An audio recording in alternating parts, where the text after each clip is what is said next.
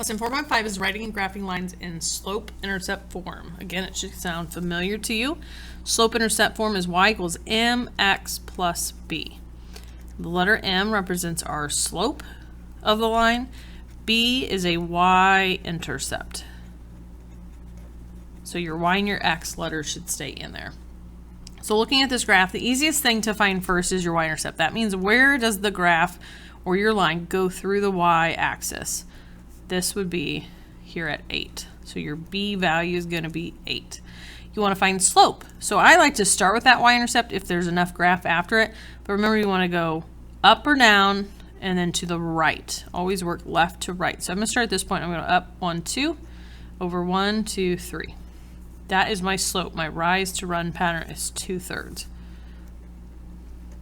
Plugging that info in, I get y equals 2/3 times x. So every x it goes up 2, right, 3, plus 8 is where it goes through the y-axis. Number 2, I can see that this line is going downhill, so that's negative slope. We would want to start at our y-intercept, which is -3.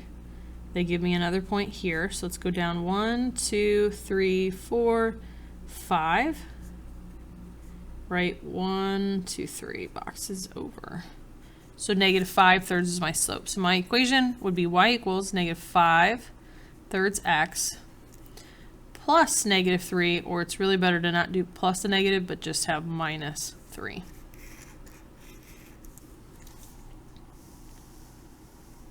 All right, now we're doing the opposite where we're going to graph the line. So this is in y equals mx plus b. So this is your slope, or your m. This is your y-intercept, or your b. So if I have a y-intercept of -1, that means my graph is going to cross through here. Then this negative, always float it with the top number. Never needs to go with both numbers. So it's -1, that means down 1, right 5. Down 1, right 1, 2, 3, 4, 5. Down 1, right 1, 2, 3, 4, 5. So my line, get a ruler.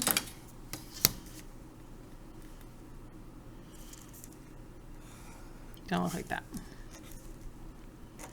Could also go up 1 and back 5, but again, I want you to work left to right.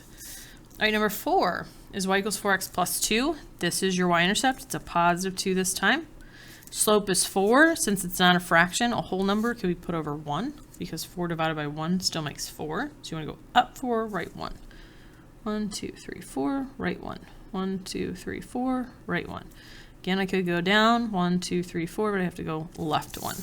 So the bigger the number is on top, the steeper the line gets.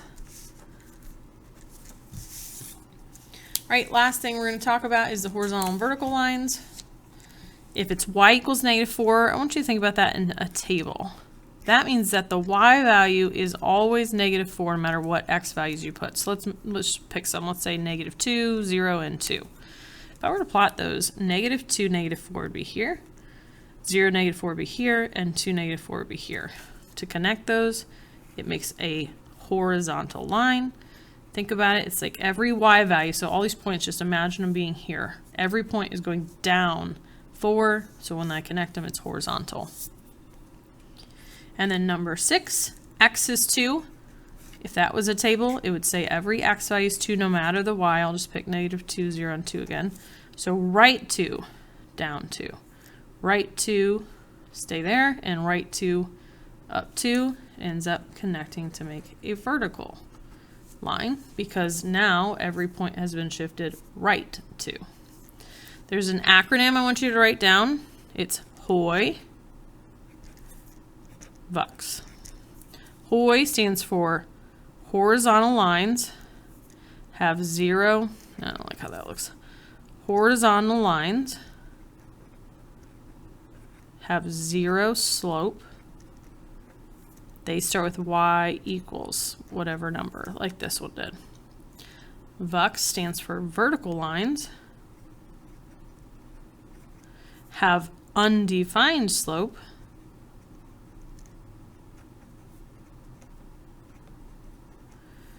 and they start with x equals a number like number 6 did. The other thing to think about is when it starts with y equals a number, it's going to karate chop through the y-axis. And then if it's x equals a number, it's going to karate chop through the x-axis. So I can imagine that in my head as well.